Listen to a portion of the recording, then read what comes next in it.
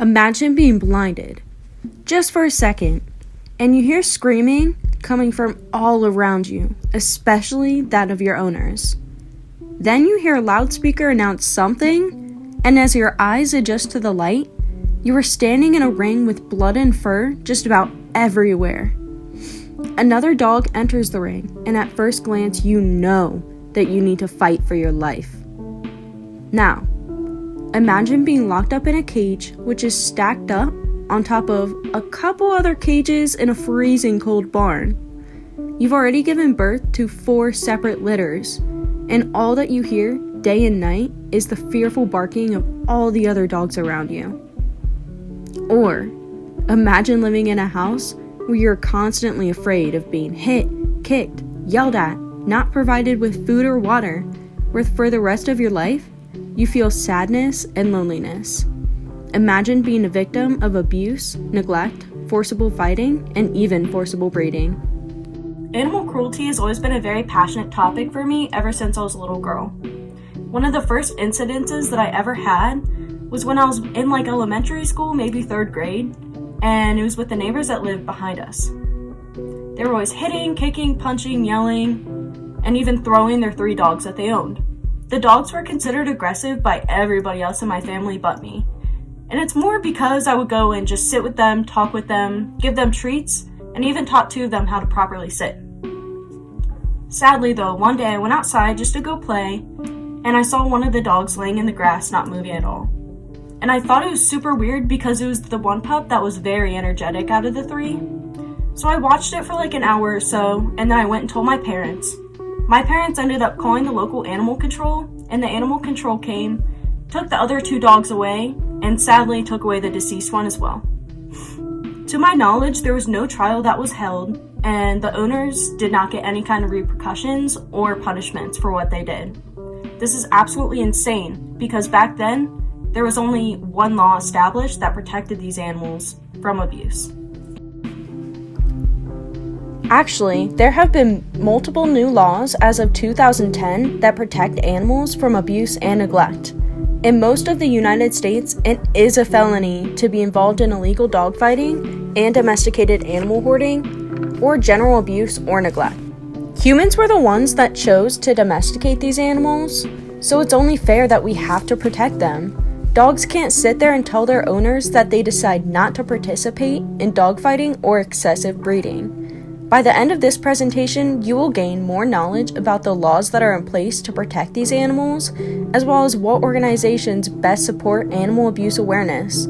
This foundation of knowledge can be applied to a real-life situation of being able to identify when domesticated animals are being abused and what actions you can take to help these animals. With more awareness, you'll be able to understand the negative effects this specific type of abuse has on the animals and our society. There's an insufficient number of federal laws that provide protection for domesticated animals in the United States. Typically, criminals involved in animal abuse can be charged with a felony or misdemeanor depending whether there was intent, repetition, the severity of the results, and the type of abuse that was inflicted on the animal. According to the Animal Legal Defense Fund, there are only 3 major federal laws that provide protection for animals from abuse. The first being the Animal Welfare Act of 1966.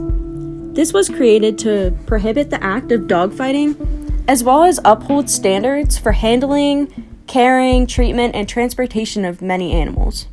The next law is the PACT Act, Preventing Animal Cruelty and Torture, which was created to protect animals from specific abuse such as burning or suffocating. The last federal law in place is the Animal Crush Video Prohibition Act, which bans the creation of animal crush videos, which involves footage of torturing, killing, and even mutilating animals. These federal laws only scratch the surface of the issues that are present within animal abuse and cruelty. One day when I was scrolling on YouTube, to my surprise, a video of a Rottweiler and a Pit Bull showed up, dogfighting. I knew in that moment that I had to report it, so I went to the YouTube Legal Services. There I stated the YouTube channel, what laws it broke, and why it was going against the guidelines. Essentially, I wrote in, the YouTuber's name, and then I said it broke the Animal Welfare Act, which they were participating in dogfighting, and it broke the Animal Prohibition Act, as it posted a video of 2 dogs aggressively mutilating each other.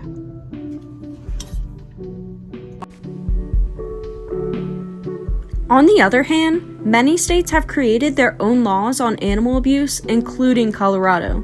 According to the Animal Legal Defense Fund in Colorado, if a citizen commits general cruelty, intentional abandonment, aggravated cruelty, becomes involved in animal fighting activities, sexual assault, or confines an animal in a hot car, that individual could be subjected to a variety of punishments. Typically in Colorado, though, the punishments can range from a misdemeanor charge of 18 months in prison or a $5,000 fine.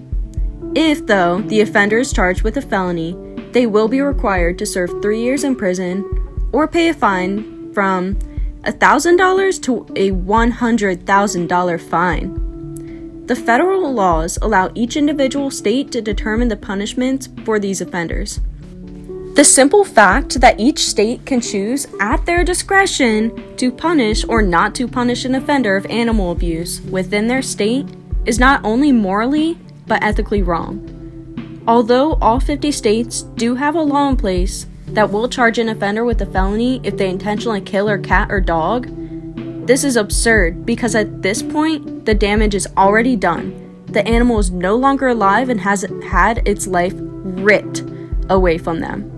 This is exactly why we need to advocate for more federal laws and regulations on animal abuse. It is our job to spread the word about the lack of care that the government provides for these animals simply because they're not human. It's quite simple with technology today, actually. We are able to spread our thoughts, ideas, opinions, and even passions with not only our friends and family, but the whole world. Throughout your lifetime, the chances of you coming across an animal or animals who are being abused is very likely. But how do I tell if an animal is really being abused, you may wonder? The first thing anyone needs to understand is that abuse can happen in several different ways. The most typical forms of abuse that you will see would be neglect, puppy mills, physical violence, or dogfighting. According to Pets for Patriots, an organization that spreads awareness for animal protection, claims that an animal who is being abused in any of these aspects would appear maybe malnourished with patches of hair missing, flea or tick infested, having a filthy coat, maybe having open sores or wounds, and generally being physically distressed and in need of veterinary assistance. The environment is also a huge indicator in determining if someone is abusing their animals.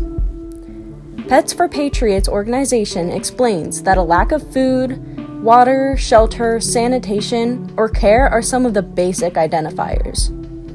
A person who has an abundance of other animals on the property, with animals that are maybe tied up with chains or padlocks around their neck with little room to move around, or if an animal has any scarring, indicating that they have been involved in dogfighting, is reportable. Okay, now that we've discussed how to identify whether or not an animal is being abused, let's learn about reporting the abuse and why it's the most crucial part in this process. The first thing that someone who is potentially reporting animal abuse needs to know is that they should never confront this situation or owner themselves. According to the Humane Society, a nonprofit organization for animal rights, states that if this person or people are willing to hurt or torture an animal, there is no reason for them not to do the same to you, especially if you're potentially taking away their animal. Pets for Patriots recommends 4 crucial steps to follow when reporting animal abuse or cruelty. You want to start with documenting the details, then finding a local organization that is responsible for cruelty investigations. Next, you want to call the local police department and then be prepared to testify. When collecting evidence, this is the time to truly determine if the animals are being abused, how they're being abused, and why it is illegal or violating a law. Next, you can call your local Humane Society or even report through a nationwide app called Live Safe, provided by the Canine Journal, which is a resource for dog care, awareness, and guidelines. Remember, when reporting the abuse to the police, you want to include the conditions, the environment, the abuse or neglect, and what laws it violates. When testifying, most people choose to testify anonymously, but that's at your discretion. You'll be walked through the legal process with legal advisors on how to report what you saw and how to present your testimony. I've never personally had to testify, but when I did report the abuse that I saw on YouTube, I had to include what type of content the YouTuber was posting, as well as what laws it violates. Citizens that report abuse are supposed to report in good faith, meaning that they truly think there is an issue at hand that needs to be resolved, and will be protected even if there isn't an issue. Therefore, we all need to be reporting abuse if we see it, because if not, then we're choosing to neglect the situation, and you may as well just enter your dog into the ring now. Thousands of animals are being abused all around the world today. It is our jobs to identify it and spread awareness as to why it is bad. Just by doing simple acts, such as spreading more awareness on social media, volunteering at your local animal rescue, or becoming involved in animal abuse and neglect awareness organizations, are just some of the small actions that anybody could do. Be the change that you want to see happen in this world and create a better society for our future generations. Now, imagine a world where you don't have to be afraid for your life every single day, or afraid of having 5 litters of puppies one after the other and never being able to spend more than maybe 6 weeks with them. Imagine a world where you weren't thrown into a dog ring for the purposes of entertainment or money for your owners. All that I'm saying is that if you don't start helping the problem, you're only contributing to it.